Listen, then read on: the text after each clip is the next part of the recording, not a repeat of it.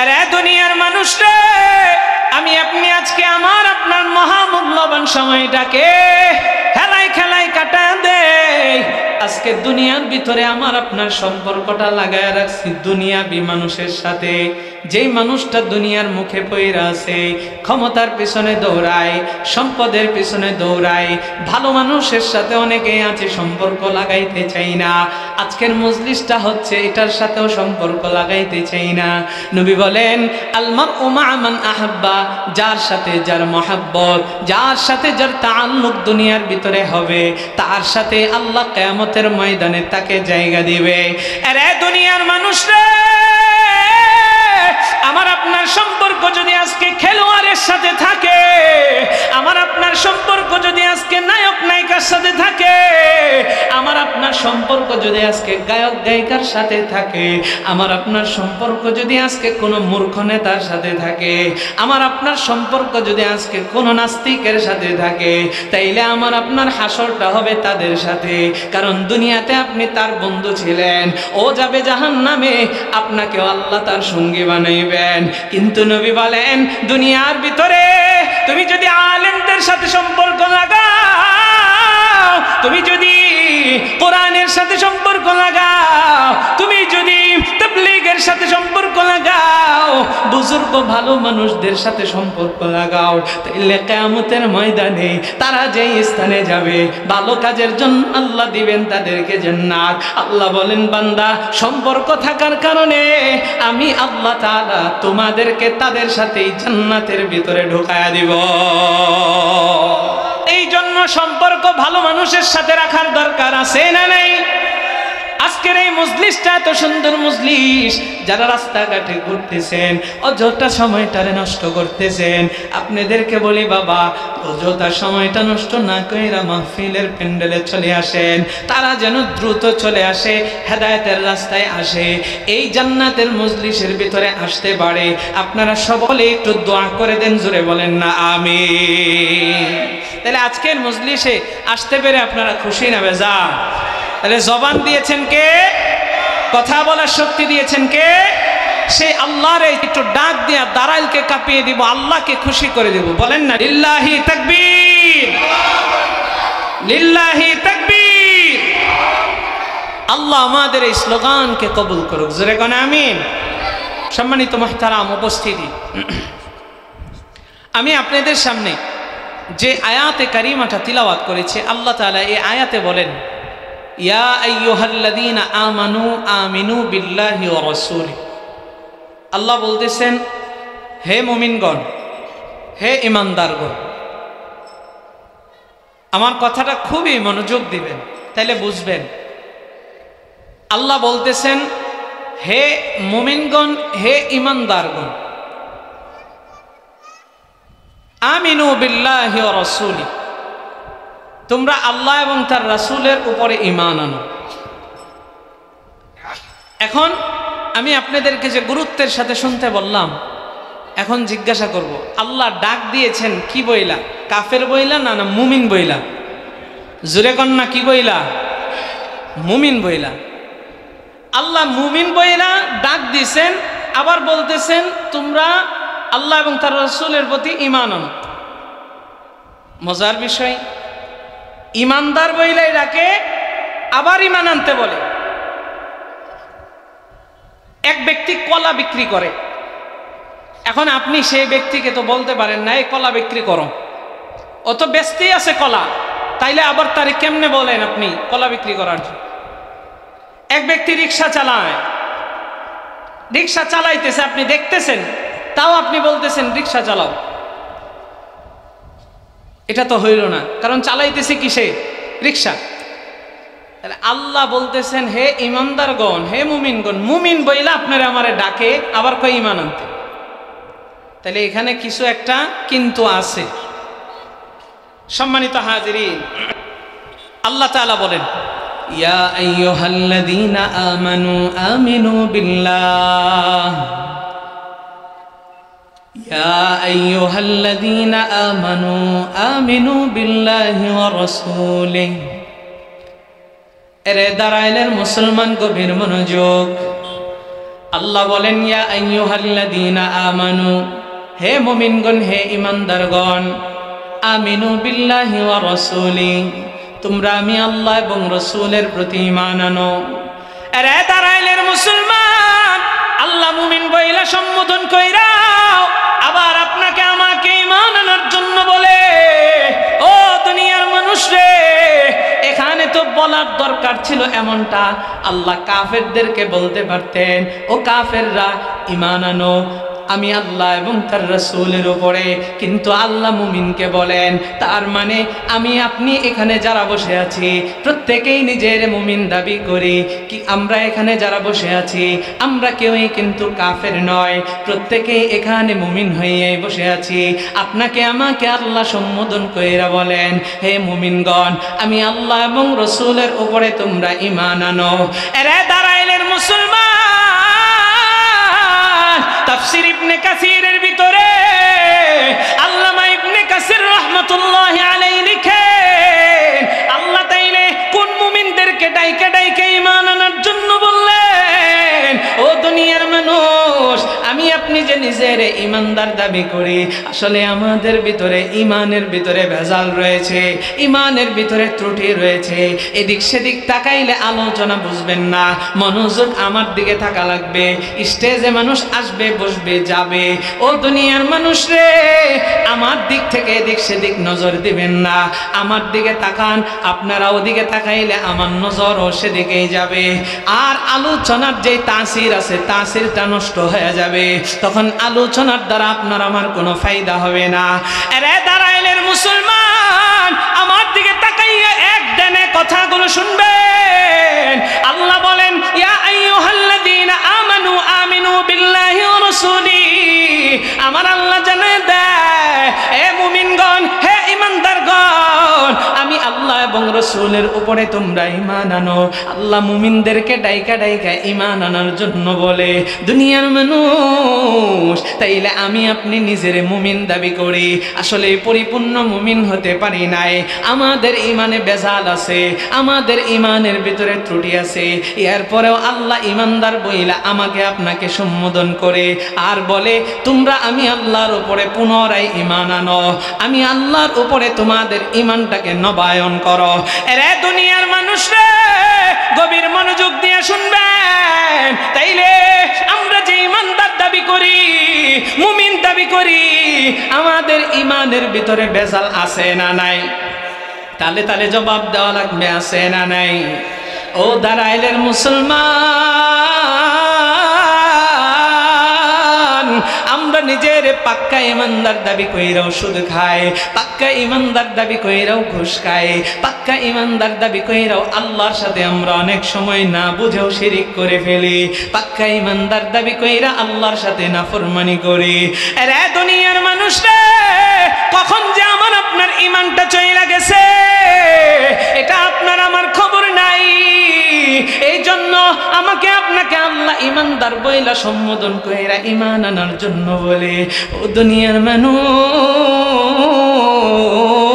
আল্লাহ তাআলা চাইলে পারতেন আমারে আপনারে কাফের বইলা সম্বোধন করতে, আল্লাহ চাইলে পারতেন নাফরমান বইলা সম্বোধন করতে, কিন্তু না না না, গুনাহগার হওয়ার পরেও, আমাদের ঈমানের ভিতরে ভেজাল থাকার পরেও আমার আল্লাহ আমারে আপনারে মুমিন আর ঈমানদার বইলা সম্বোধন করে। এটার কারণ কি? এটার কারণ ব্যাখ্যা লিখেছেন আল্লামা ইবনে কাসির বলেন, আল্লাহ মানুষকে বড় আদর কইরা বানাইছে, মানুষকে বড় ভালোবাসা বানাইছে। এই জন্য আল্লাহ তাআলা মানুষ গুনাহ করার পরেও তারে নাফরমান বইরা আল্লাহ সম্বোধন করেন না। ইয়া আইয়ুহাল্লাযীনা আমানু, আল্লাহ তাআলা মুমিন বইলা সম্বোধন করেন। কারণ হলো আমার আল্লাহ মানুষকে ভালোবাসার কারণে আল্লাহ মানুষকে সম্মান দিয়া সম্বোধন করেছে। ঈমানের পাওয়ার দিয়া কন্যা সুবহানাল্লাহ। এ দাঁড়াইলের মুসলমান, আমার আল্লাহ তাআলা আপনাকে আমাকে কেমন ভালোবাসে। ও দুনিয়ার মানুষ, একটু দিলের কানটা লাগায় শুনবেন আর বুঝার চেষ্টা করবেন। তাফসীর ইবনে কাসিরের ভিতরে চমৎকার চমৎকার ব্যাখ্যা এসেছে, চমৎকার তাফসীর লেখা হয়েছে। আমার আল্লাহ তাআলা বান্দাদেরকে ঈমানদার বইলা সম্বোধন কইরা বান্দাদেরকে কেন ডাকেন, আল্লাহ বান্দাদেরকে কেমন দয়া করেন এটা প্রকাশ পাওয়ার জন্য। আল্লাহ যে বান্দারে বড় ভালোবাসেন, বড় আদর কইরা বানাইছেন, আমারে আপনারে আল্লাহ বড় মায়া কইরা বানাইছেন। ও দুনিয়ার মানুষ, দিলটা একটু নরম করে দিয়া শুনবেন আর বুঝবেন, আর মাঝে মাঝে একটু জবাব দিবেন। আমি যদি বলতে বলি, আমার আল্লাহ আপনারে আমারে কেমন মায়া করছে, আমার আল্লাহ কেমন দয়া করছেন। ও দুনিয়ার মানুষ রে, এই পৃথিবীতে আল্লাহ কত মাখলুক বানাইছেন, আমার আল্লাহ জীবজন্তু জানোয়ার বানাইছেন। একবারের জন্য আল্লাহকে আমি আপনি বলি নাই গো দয়ার মালিক আপনি আমারে কুকুর বানায়েন না, আপনি আমারে শুকর বানায়েন না, আপনি আমারে সাপ বিচ্ছু বানায়েন না, আপনি আমারে মানুষ বানায়েন। আমার আল্লাহ আপনারে আমারে ভালোবাসার দয়া কইরা আল্লাহ তাআলা আপনাকে আমাকে মানুষ হিসাবে দুনিয়াতে সৃষ্টি করেছেন। একটু জোরে কন্যা সুবহানাল্লাহ। এ দাঁড়াইলেন মুসলমান, আমার আল্লাহ কেমন ভালোবাসেন, আল্লাহ কেন ঈমানদার বইলা সম্বোধন করেন। দেখেন, আপনি আমি গুনাহগার হওয়ার পরেও আমার আল্লাহ আপনারে আমারে আদর কইরা ভালোবাসা যাইসা ডাকে, নাফরমান বইলা ডাকে না, মুমিন বইলা ডাকে, যাতে বান্দা বুঝে, যাতে বান্দা একটু লজ্জিত হয়। আমারে আল্লাহ নাফরমান বইলা সম্বোধন করে না, যাতে লজ্জিত হইয়া আল্লাহর দিকে বান্দাটা ফিরে আসে। আল্লাহ কেমন ভালোবাসেন দেখেন। ও দুনিয়ার মানুষ, আল্লাহর কাছে একবারের জন্য বলি নাই গো দয়ার মালিক আপনি আমারে দুনিয়ার ভিতরে শ্রেষ্ঠ মাখলুক বানাইয়েন। আল্লাহ তাআলা আপনার আমার আদি পিতাকে বানানোর পর আমার আল্লাহ তাআলা আদি পিতার পায়ের ভিতরে সবাইকে সম্মান সুযোগ সেজদা দেওয়াইয়া এই মানুষের মর্যাদা আল্লাহ কেমন বাড়াইছেন। আল্লাহ ঘোষণা কইরা জানায় দেয়, রে মানুষ আমি তোমাদেরকে দুনিয়ার ভিতরে সৃষ্টির শ্রেষ্ঠ মাখলুক হিসাবে ঘোষণা করে দিলাম। আরে দাঁড়াইলেন মুসলমান, আল্লাহ কেমন আপনাকে আমাকে ভালোবাসেন, এই কথাগুলো শুনলে আপনার আমার ঈমানের ভিতরে জোশ তৈরি হবে, একটু ঈমানের ভিতরে ধাক্কা লাগবে, বিবেকের ভিতরে একটু ধাক্কা লাগবে, বিবেকটা একটু জাগ্রত হবে। এই জন্য এদিক সেদিক নজর নাই, আমার দিকে নজর দিয়ে মনোযোগ নিয়ে শুনেন আল্লাহ কেমন আপনাকে আমাকে ভালোবাসেন। এই পৃথিবীতে আপনার আমার সামনে দেখি কত বিধর্মী রয়েছে, আল্লাহ বিভিন্ন ধর্মের মানুষ বানাইলেন, কিন্তু আপনি আমি একবারের জন্য আল্লাহরে বলি নাই গো মালিক এই পৃথিবীতে আমাকে আপনি হিন্দুর ঘরে জন্ম দেওয়ায়েন না, আমাকে খ্রিস্টানের ঘরে জন্ম দেওয়ায়েন না, আমাকে বৌদ্ধের ঘরে জন্ম দেওয়ায়েন না। আল্লাহর কাছে একবারের জন্য বলি নাই, এরপরেও আমার আল্লাহ আপনারে আমারে ভালোবাসা আপনারা আমার আদর কইরা মায়া কইরা আল্লাহ মুসলমানের ঘরে জন্ম দেওয়াইলেন। শুধু তাই নয় আমার আল্লাহ আপনার আমার জন্য জান্নাতটাকে বাড়ি হিসাবে বানায় দিলেন। এরে দাঁড়াইলেন মুসলমান, আপনি আমি আল্লাহর কাছে একবারের জন্য বলি নাই গো দয়ার মালিক আপনি আমাকে আদম নবীর উম্মত বানায়েন না, ঈসা নবীর উম্মত বানায়েন না, একবারের জন্য বলি নাই শেষ নবী আখির নবী রহমতের নবীর উম্মত বানায়েন। ও দুনিয়ার মানুষ রে, আমার আল্লাহ দয়া কইরা, আমার আল্লাহ মায়া কইরা, আমার আল্লাহ ভালোবাসা আমাকে আপনাকে রহমাতুল লিল আলামিন নবীর উম্মত হিসাবে দুনিয়াতে আপনাকে আমাকে নবীর উম্মত হিসাবে বানিয়েছেন। ও দুনিয়ার মানুষ, আল্লাহ আমারে আপনারে ভালোবাসেন, মায়া করেন, এই জন্যই তো আল্লাহ তাআলা আপনাকে আমাকে ঈমানদার বইলা সম্বোধন করেন। এরে দুনিয়ার মানুষ, আমার আপনার ঈমানের ভিতরে আজকে বেজাল, ঈমানের ভিতরে ত্রুটি, এই জন্য ঈমান আপনাকে আমাকে নবায়ন করতে বলে। ও দুনিয়ার মানুষ রে, ঈমানের ভিতরে কেমনে বেজাল আপনি আমি যদি তাকাই তাইলে দেখি আমার আপনার ইমানের ভিতরে কেমন ভেজাল ঢুকছে। আমরা বুঝে আর না বুঝে আল্লাহর সাথে শিরিক কইরা ফালায়, বুঝে বা না বুঝে আমরা আল্লাহর সাথে গাদ্দারি কইরা ফালায়। ও দুনিয়ার মানুষ, আমাদের ইমানটাকে আমরা আজকে হেলাই খেলাই নষ্ট করে দেই, এমনকি টাকার কাছে আমাদের ইমানটাকে বিক্রি করে দেই, আছে না নাই?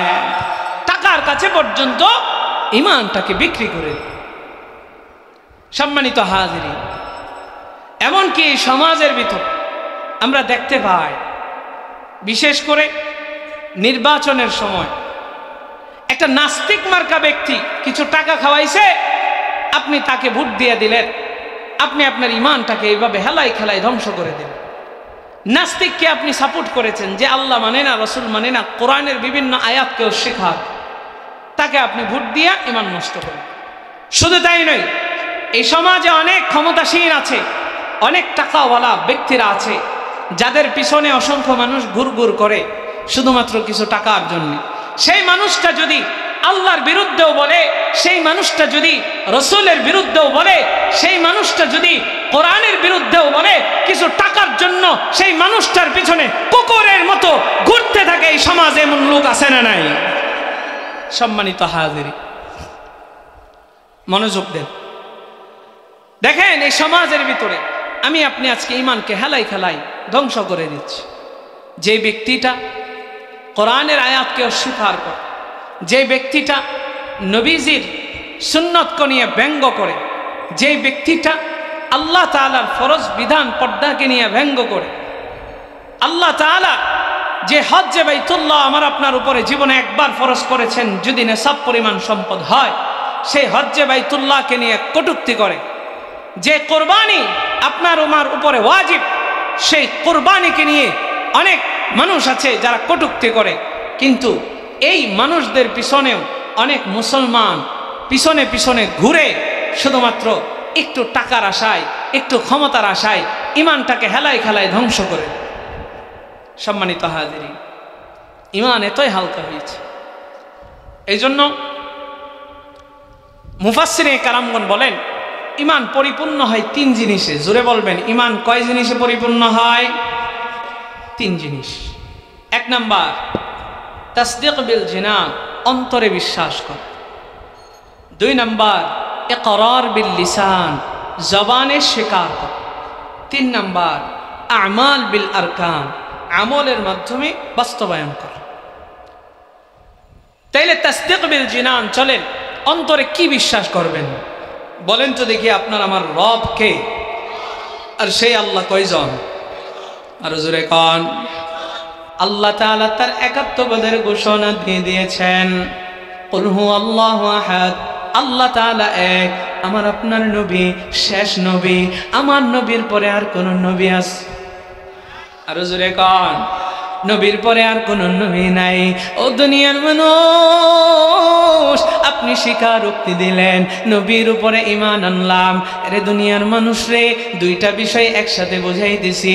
অন্তরে বিশ্বাস করলেন আল্লাহ এক, আপনি অন্তরে বিশ্বাস করলেন নবী শেষ নবী, আখেরি নবী, আমার মায়ার নবী হচ্ছেন সত্য নবী। অন্তরে বিশ্বাস করলেন কোরআন সত্য, এটা অন্তরে বিশ্বাস করলেন। ও দুনিয়ার মানুষ রে, এবার আপনি মুখে স্বীকারোক্তি দিলেন আল্লাহ একজন, রসুল একজন, আমার কোরআন এক, আমার কোরআন হচ্ছে সত্য। রে দুনিয়ার মানুষ রে, শুধু তাই নয়, আমার আল্লাহ জানায় দেয়, ইয়া আইয়ুহাল্লাযীনা আমানু আমিনু বিল্লাহি ওয়া রাসূলিহি ওয়াল কিতাবিল্লাযী নাযালা আলা রাসূলিহি ওয়াল কিতাবিল্লাযী আনজালা মিন ক্বাবল। আসমানি যত কিতাব আল্লাহ দিয়েছেন, পূর্বে যত কিতাব দিয়েছেন, সবগুলো হচ্ছে সত্য। অন্তরেও বিশ্বাস করলেন, মুখেও আপনি স্বীকারোক্তি দিলেন। আর তিন নাম্বার, আমাল বিল আরকাম, আপনার আমলের মাধ্যমে বাস্তবায়ন করা লাগবে। রে দুনিয়ার মানুষ রে, আপনি স্বীকার করে আসছেন তাসদীক বিল জিনান, অন্তরে বিশ্বাস করেছেন আল্লাহ এক, নবী এক, কোরআন সত্য। সুতরাং আল্লাহ যা বলেছেন সব কিছু সত্য। আল্লাহর নবী যা কিছু বলেছেন সব কিছু সত্য। সুতরাং এবার আপনি স্বীকারও দিয়ে দিলেন, আমলের মাধ্যমে এখন বাস্তবায়ন করবেন। যদি আমলের মাধ্যমে বাস্তবায়ন করতে পারেন তাইলে আপনি পরিপূর্ণ মুমিন হতে পারবেন। এরে দুনিয়ার মানুষ রে, মানুষ এই আমলের ভিতরে বাস্তবায়ন করতে আইসাই ধরা খাইয়া যায়। মুখে স্বীকার করছে, অন্তরেও বিশ্বাস করছে, কিন্তু আমলের ভিতরে বেজাল লাগায়া দেয়।